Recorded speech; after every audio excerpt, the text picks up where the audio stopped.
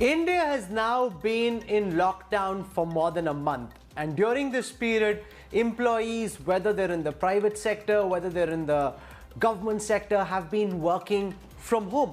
What are the kind of trends that have emerged over this past 1 month?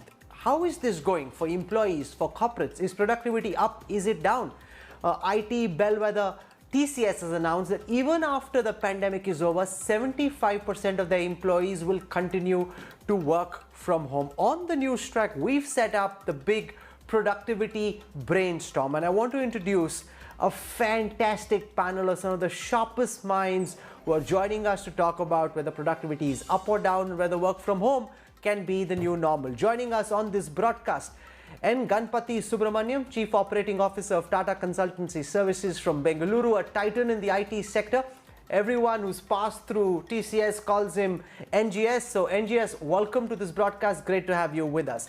Manish Sabarwal is the chairperson and founder of Teamly Services, one of India's foremost human resources companies. Very sharp insights on everything that's on in corporate India. For a perspective of how the country's biggest employer, the government of India, has been functioning during this lockdown, I'm joined by Parameshwaram Iyer, Secretary in the Ministry of Drinking Water and Sanitation, and he's been closely involved with how the Modi government has been dealing with this lockdown. All the way from the Harvard Business School in Boston, I'm joined by Professor Prithviraj Chaudhary. He is the Lumri Family Associate Professor of Business Administration in the Technology and Operations Management Unit at the Harvard Business School. And Suman Gopalan joins us, Chief Human Resources Officer at Freshworks Incorporated. I want to show you first the kind of research that's coming out and the kind of anecdotal evidence we're picking up about whether people like being home. Are they getting used to being home? Would they rather just stay at home and not have to go to office? Or are they just tearing their hair apart with frustration and now desperate to get back to their cubicle? Take a look at this report and then we kickstart this interesting discussion.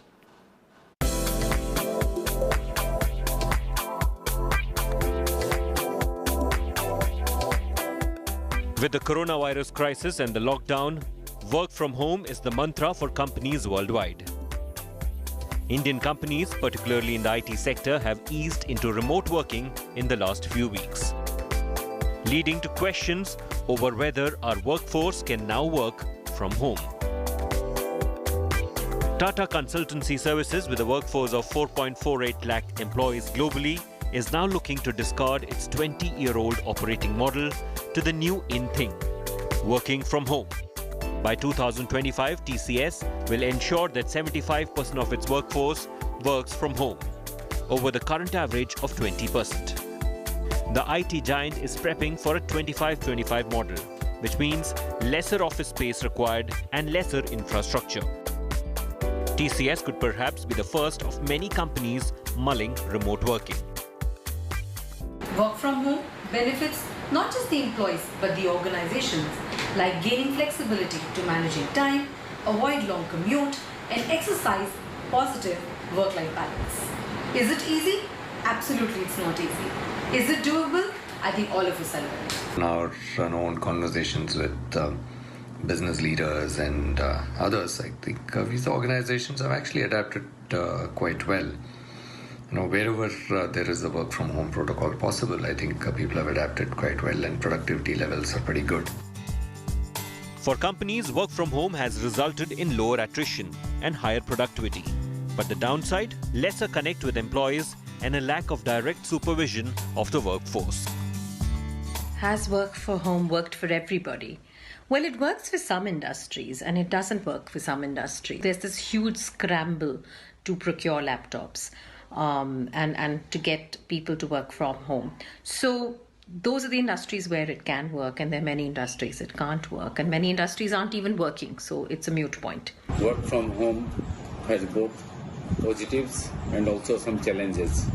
Positives in the sense that it saves a lot of time, commuting, airfares, hotel fares, and for 1 hour meeting to spend 1.5 days or rather 2 days to go and come.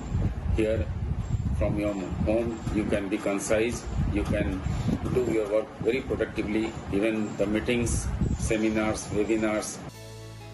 For employees, while time and money isn't wasted in long commute to office, work from home means no work and life balance and challenges of lack of infrastructure at homes.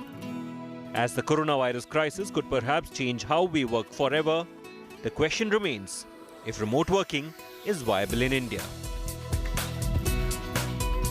Bureau Report, India Today. So will work from home be the new normal? And how is work from home going for employees and for corporates and for government? Joining us on this virtual brainstorm, N. Ganpati Subramaniam, Chief Operating Officer of one of India's largest companies, Tata Consultancy Services; Manish Sabharwal, Chairperson and Founder of Teamly Services; Parameshwaran Iyer, Secretary in the Government of India in the Ministry of Drinking Water and Sanitation. Prithviraj Chauhan is a professor at the Harvard Business School, where he's been studying productivity during this lockdown. And Suman Gopalan runs the Human Resource Department at Freshworks. So I want to go across to N. Ganpati Subramaniam first. Tata Consultancy has announced that even once this lockdown is over, you want 75% of your employees to work from home. Mr. Ganpati Subramaniam, why is it that TCS has taken this decision? And are you getting a sense that employees are happy with this decision? What's in your mind when you execute this decision? Good evening, Rahul, and to you and your viewers. We have enabled, as a part of work from home, close to about 415,000 of our employees. Over the last about 3-4 weeks, whatever we have done, it seems to be working for us. Our customers are happy, our employees are happy, and we are seeing that all our service levels that we have with our customers, we have been able to meet. We have been able to take on more volumes. And overall, in pockets, we observed that we could see better throughput, better productivity, and so on, so on. And in a way that, it is delivering resilience and delivery innovation for our clients. So I think that, in the context of business continuity and overall operations improvement, work from home, or what we call as secured borderless workspaces, is going to be an integral part of our operating model.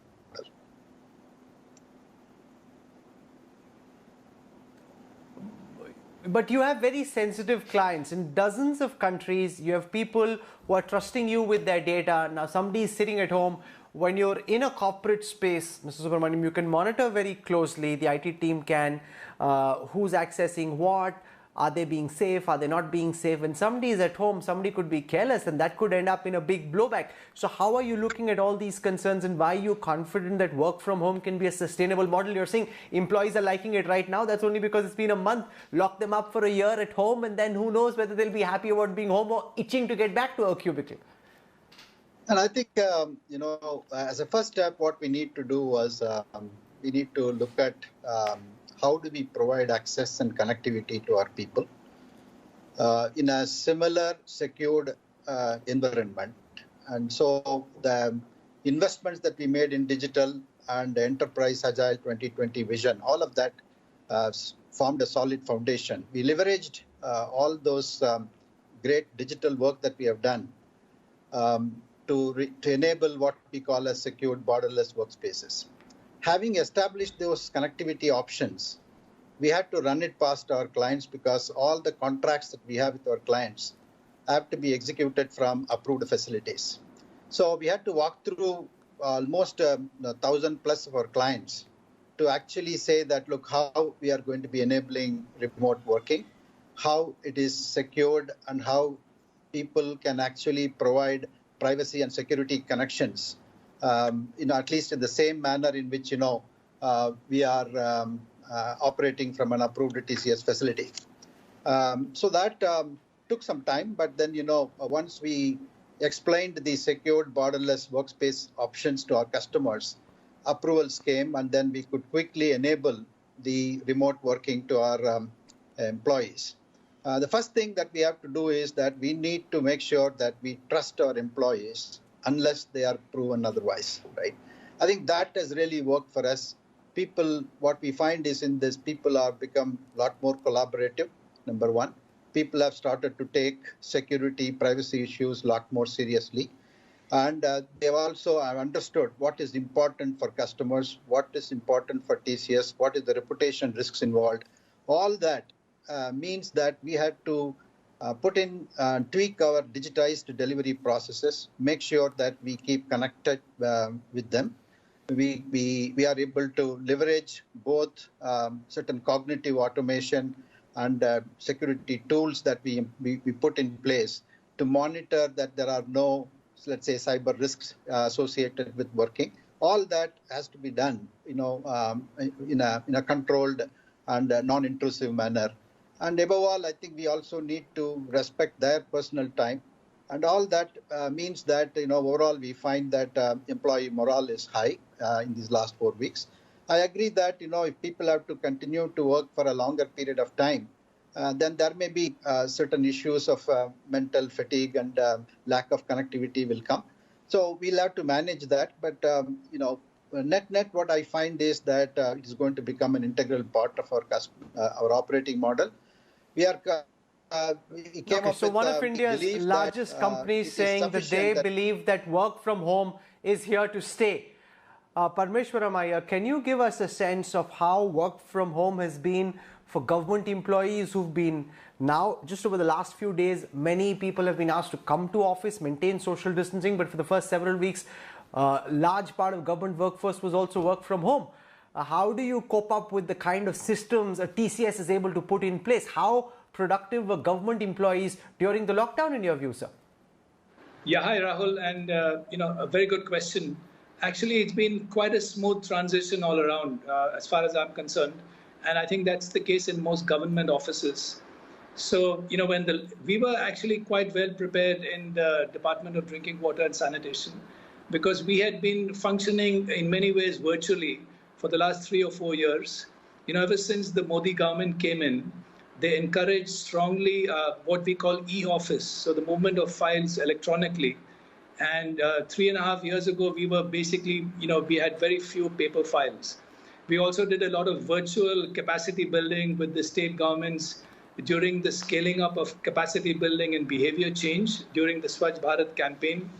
So in many ways, we were quite equipped, with the use of technology. Coming to the lockdown, actually, as they say, never let a crisis go to waste. So people have laptops, officers, our consultant teams, they're working from home. We've used different technologies to connect. And actually, many meetings have become more efficient. People have started speaking less, they're getting to the point. And all the teams, whether it's the Jal Jeevan Mission team or the Swachh Bharat team connecting with state governments, they're also getting used to this. It took a little bit of getting used to in some states, but now all the regular programs, the annual implementation program, the planning ahead, this has been a fantastic opportunity to do a lot of housekeeping, to clean up the MIS. So there's a lot of focused effort, a lot of commuting time has been saved. Now I think, you can never really substitute for face-to-face meetings and traveling to states, but I think we are going to get used to the new normal very soon, which is working virtually. I think a lot of flexi time will come in the future. And I don't say this, Mr. Iyer, with any disrespect, but there are elements in government who are known to be unproductive even when they're in office and you supposedly have their boss nearby. How are you keeping an eye on employee productivity? And I know that they're very hardworking bureaucrats as well, but there's a certain section of government officials who aren't necessarily quite as hardworking, not always plugged in. How do you know that they're working? How are you keeping an eye on that?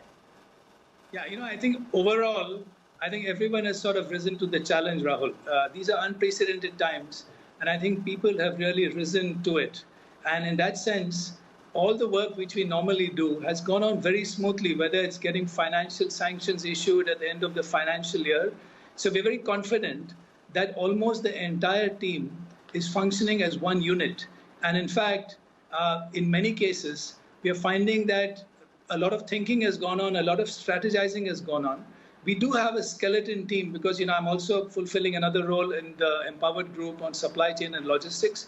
So we have a few people who still come to office, including myself, and we sit there, we practice social distancing. We are getting used to functioning in this way. But for the most part, it is virtual. And whether you're at home or in office, I think this is going to become the new normal going forward.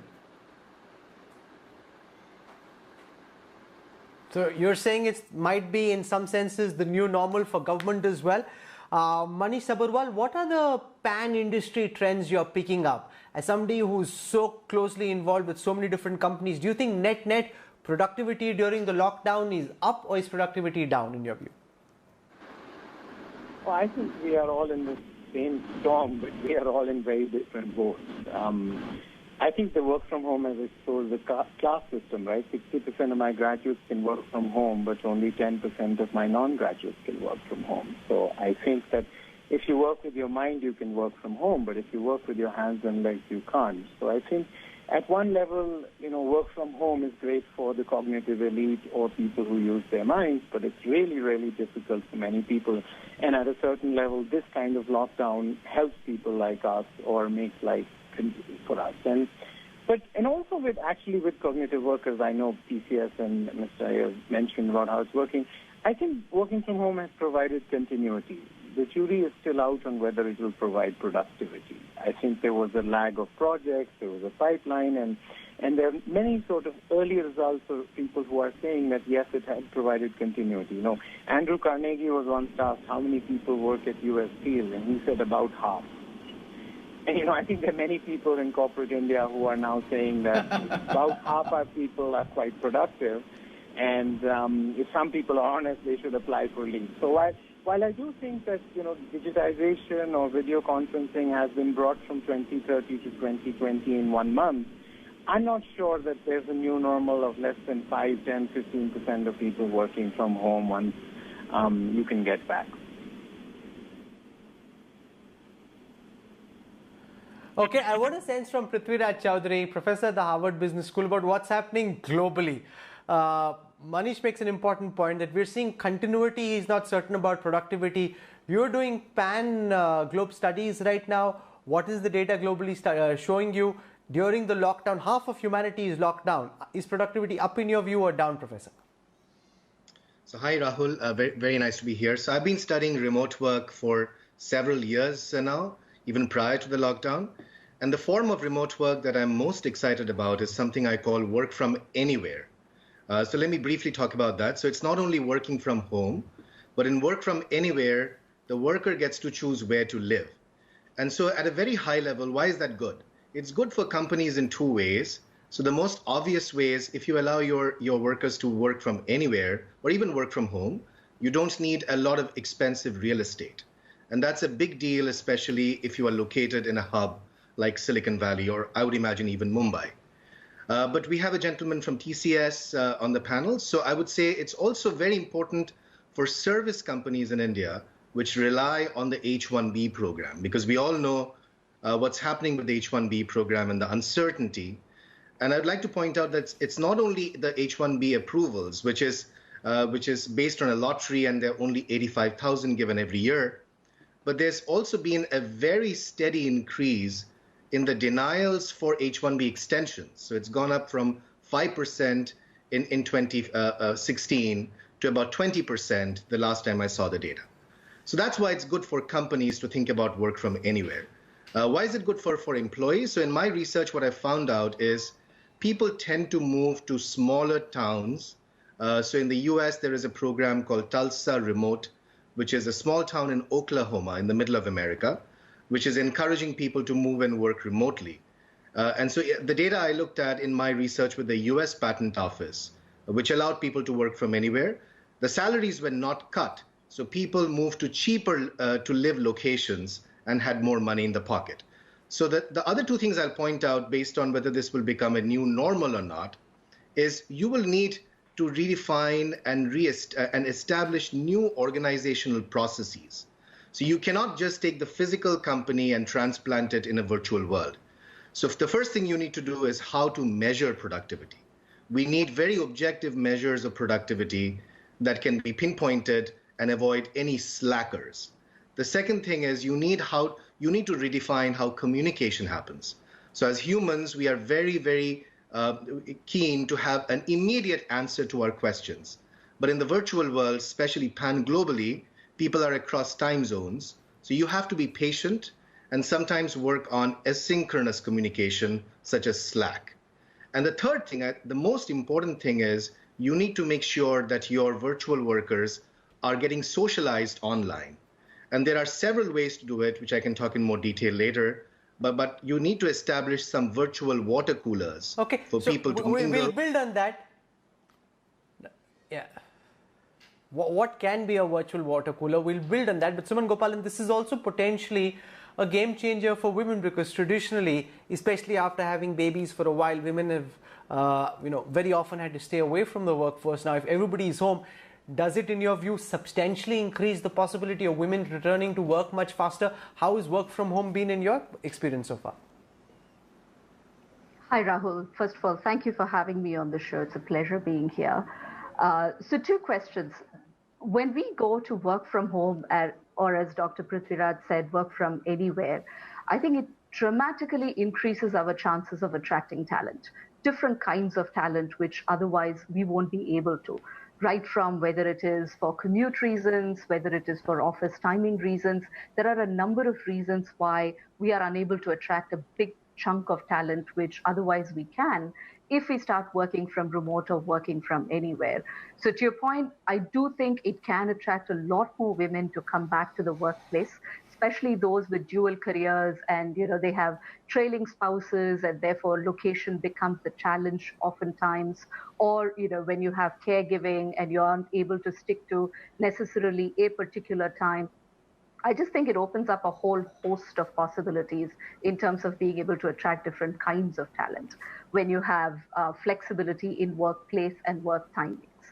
To your point, how is it working for us? I think we come from a SaaS industry, and by nature of that industry, all of our business and our product happens on the cloud and happens virtually. So it was easier for us in our context to start working from home and going remote. And I don't think we've lost productivity in that sense. But going back to the point earlier, there is a lot of context that happens in an office, and especially in a startup environment when we aren't as established in our processes as perhaps a TCS is. There's a lot of context that happens in water cooler conversations, in a whiteboarding session in the office. Our challenge is, how can you recreate some of those experiences while everybody is working virtually? And I think we've gotten very creative about doing that. And I think the situation is forcing us to look at a number of ways in which we can do all of this, but do it virtually. And so I think it will become a new normal in many shapes and forms going forward. If about a month ago anybody had told me that I'd be hosting this broadcast from my home studio, I would have laughed it off.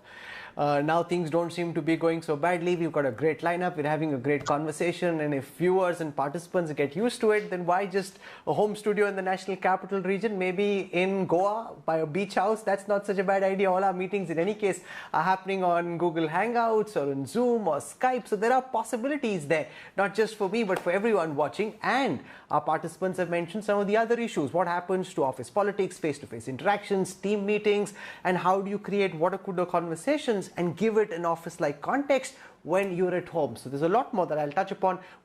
You're watching The Big India Today Work From Home Brainstorm. We're receiving some fantastic reviews and feedback for this conversation already, and I'm delighted to be joined on this discussion at this time by Ganpati Subramaniam, Chief Operating Officer, Tata Consultancy Services, Manish Sabharwal, Chairperson and Founder of Teamly Services from Bengaluru, Parmeshwaran Iyer, Secretary in the Ministry of Drinking Water and Sanitation, Prithviraj Chauhan, who's a professor at Harvard Business School in Boston, and Suman Gopalan, who runs the Chief Human Resources Officer for Freshworks. Now, one of the reasons why work from home and this whole conversation is so important is because we may not be able to get back physically to work very quickly, because there was a study that was done in an office space, a closed AC office space in South Korea, where they looked at how COVID-19 spread in a closed environment where people were working close to each other. Ankit Kumar files this story, which really gives you a sense of how being in the typical kind of offices that we're used to being in, when there's a viral infection in the air, is so very dangerous, which is why work from home could be here for a much longer while than we would have earlier imagined. Take a look at this.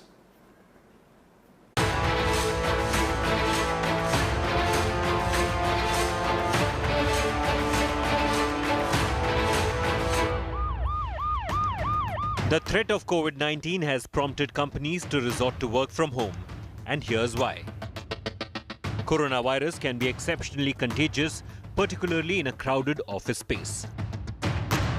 An incident at a South Korean call center company has triggered alarm bells in the corporate world. An outbreak of coronavirus in this company was explained in a research piece published by America's Center for Disease Control and Prevention.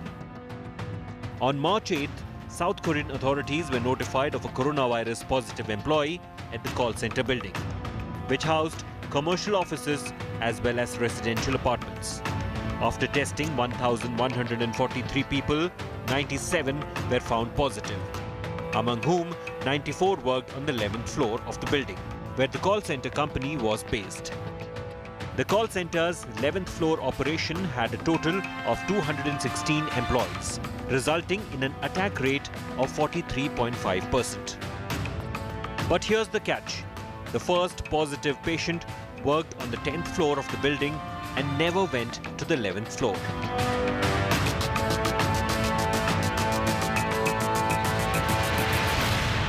This image from the researchers shows the spread of COVID-19 in the office.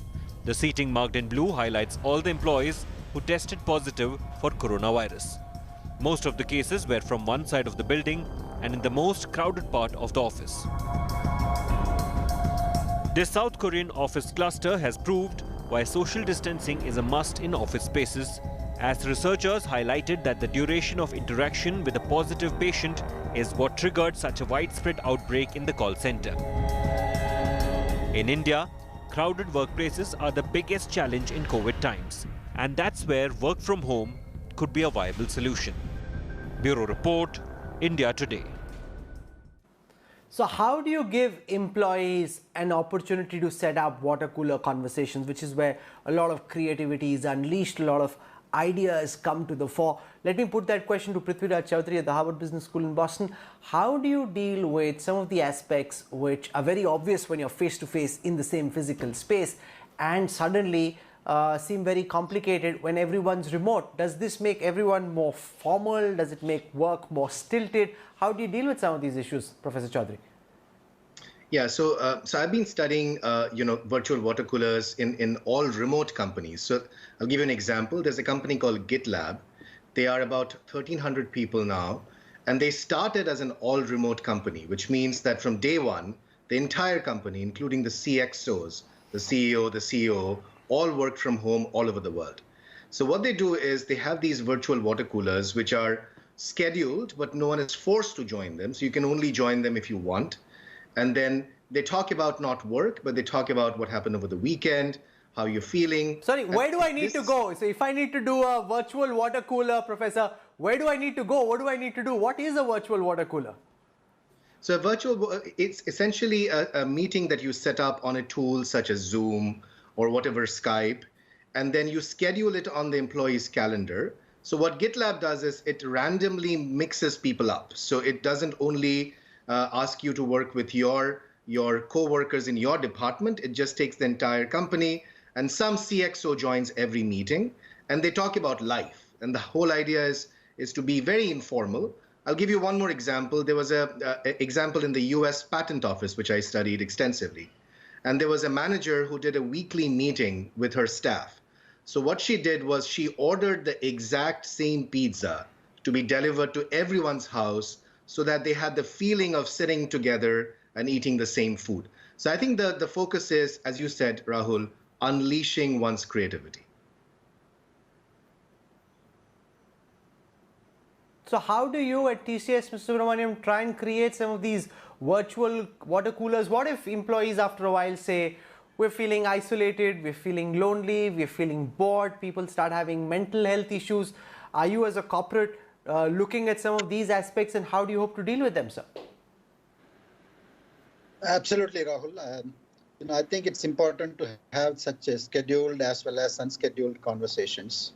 For example, last week, my CEO and the top management team, we had a town hall, virtual town hall to all employees. About 25,000 of them joined, and it went on for about half an hour with a very free-flowing conversation, interaction with our employees. So just to give an example. And similar thing happens at every unit level, at country level, and at the client teams levels. So it's important to stay connected, important to create all the avenues that are available for employees as though they are working in a typical TCS office. For example, can they reach out to a mentorship whenever they need it?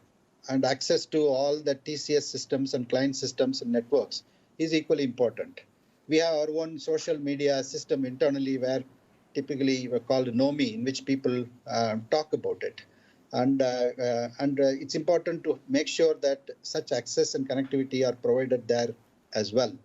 And we also have what we promoted a one TCS channel in which we discuss many things. For example, Vishwanathan Anand came online in our one TCS channel last week and had a free-flowing conversation with people of TCS connected in the one TCS channel. There are many such things, but it's important that we create avenues, we have technologies, tools, and processes that are put in place so that it's just not work, but the typical interaction that is required in a virtually remote working environment is possible. Suman Gopalan, you touched upon water coolers as well, virtual water coolers. How are you trying to ensure that employees feel connected? Just doesn't go from one Zoom meeting to another. How do you ensure that you're able to keep just those slightly non-official interactions between employees going? Absolutely. So our whole philosophy, Rahul, around our culture is this whole notion of having a happy work environment.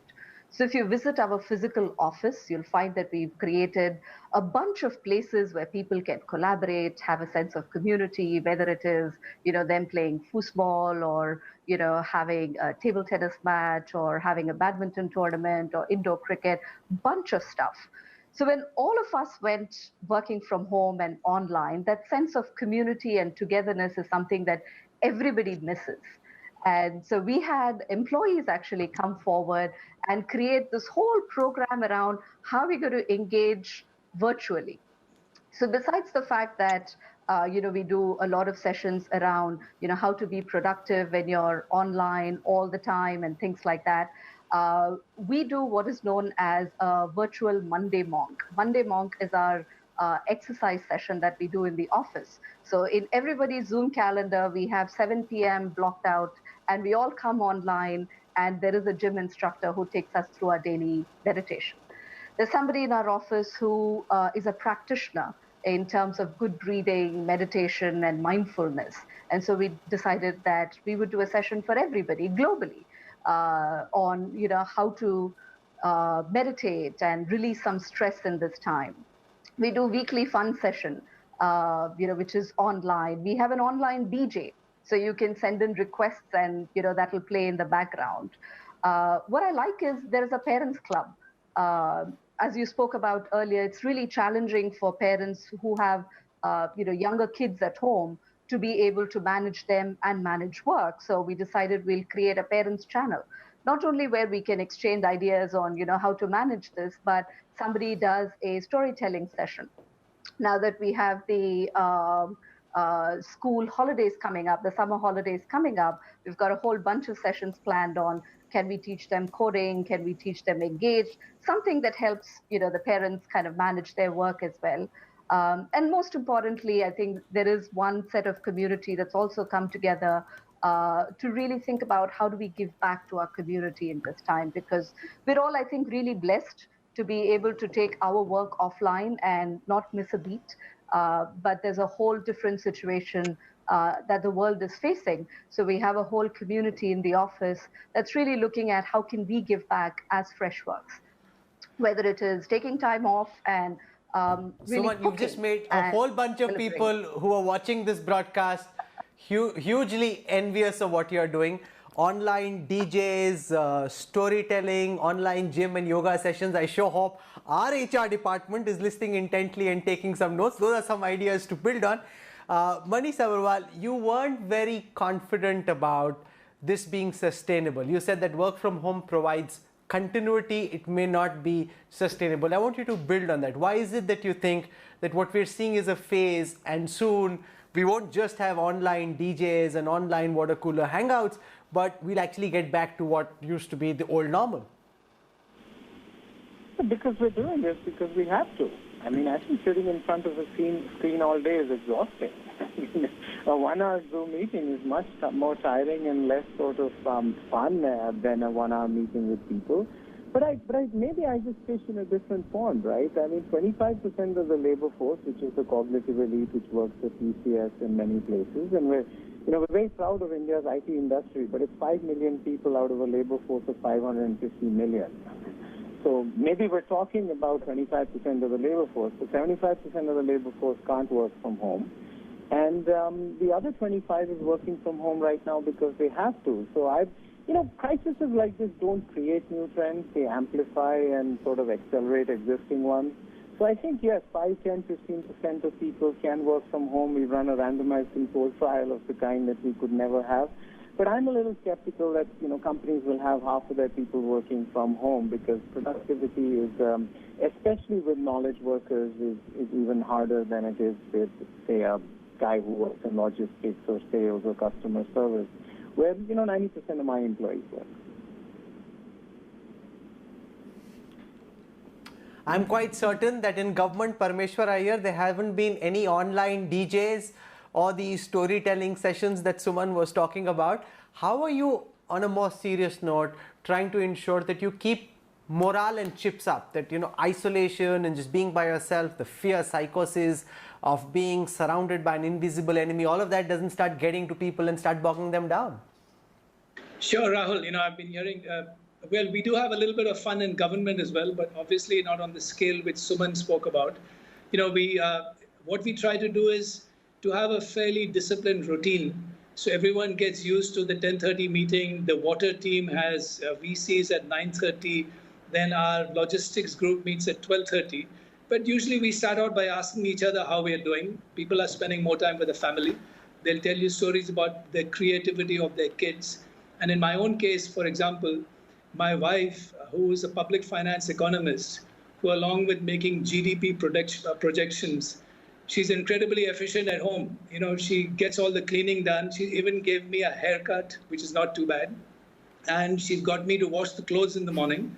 So I think everyone is sort of getting used to the new normal of working at home, becoming more efficient, spending more time with the family. But even in office, I think that routine keeps us going. And we have targets to keep. We have the financial year closure, and we're working with states. So it all goes on. This has added another layer, which is very different. It's novel. And I think people are just getting used to it and, in fact, even enjoying it.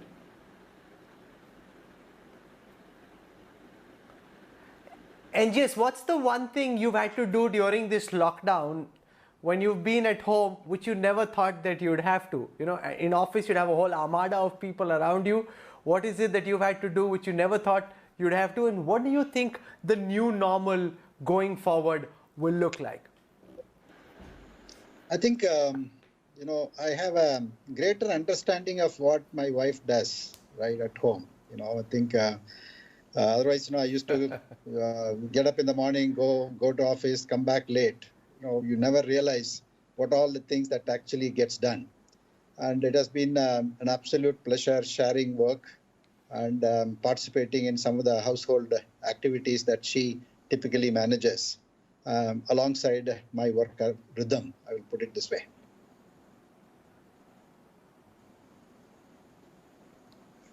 Anjali, you have any sense, Suman, of what should people be doing to try and ensure that they can keep their productivity up? How are you ensuring that employees are as productive as they can be? Because how do you know they're not sitting and watching Netflix or Amazon Prime and they're actually doing what they have to? Any ideas on how employees can keep their productivity up, Suman, and corporates can ensure that employees are doing what they should be doing?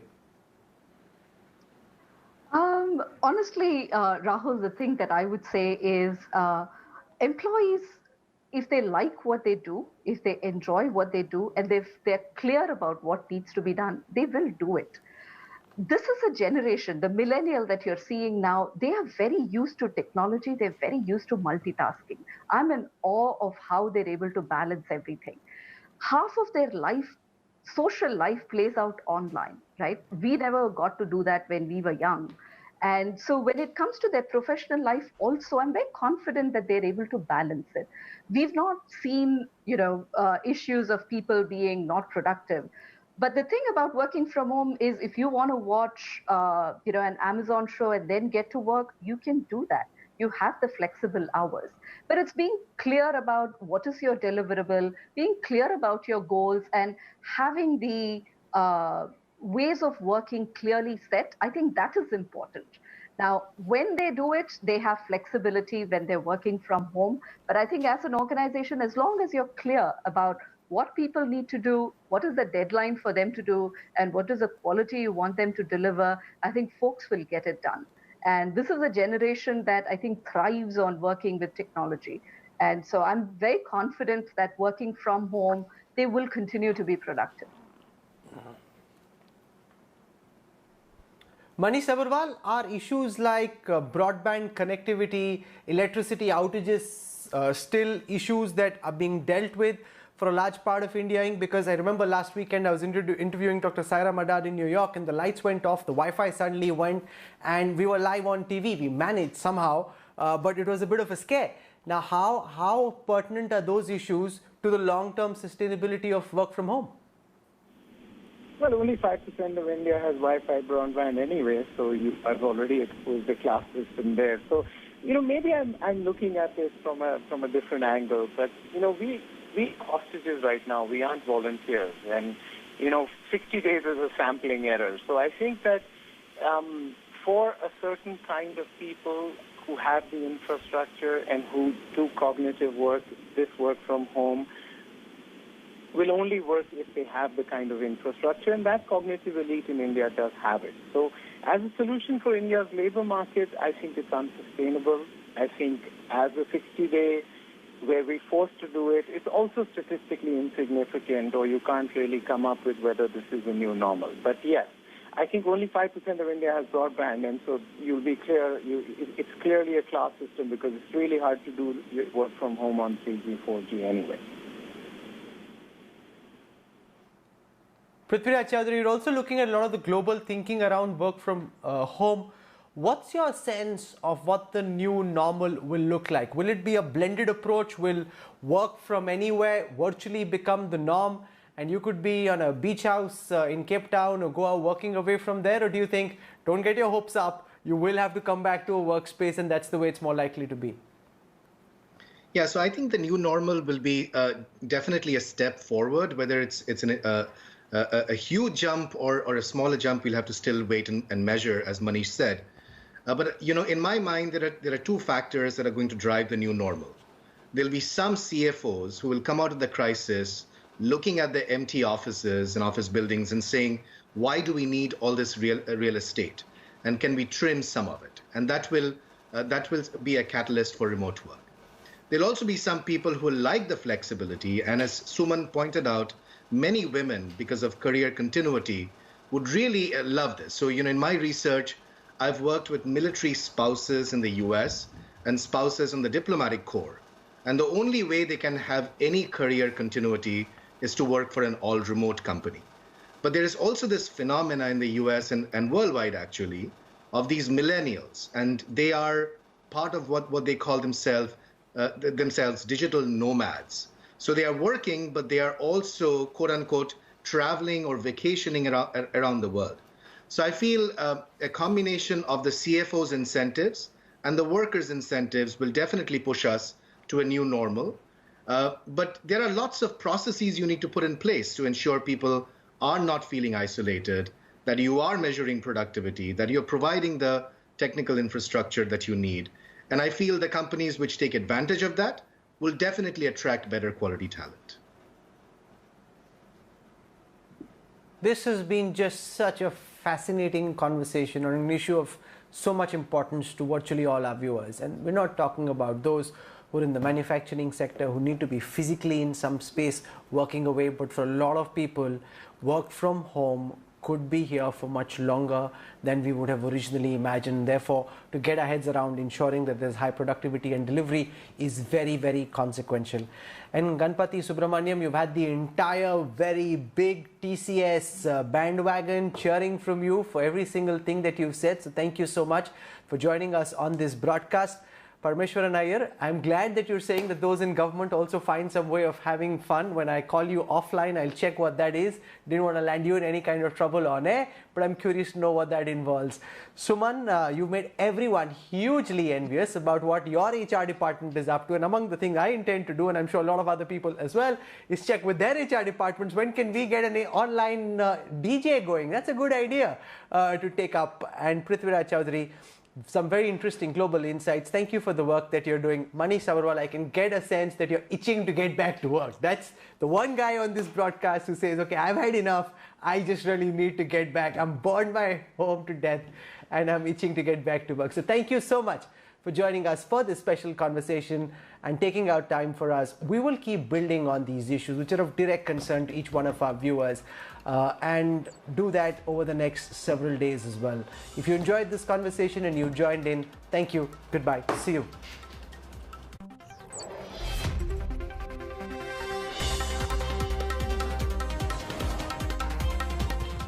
Hello everyone, this is Rahul Kanwal here. Hope you enjoyed this video. For the latest news and analysis, like and subscribe the India Today YouTube channel and don't forget to press the bell icon to stay updated.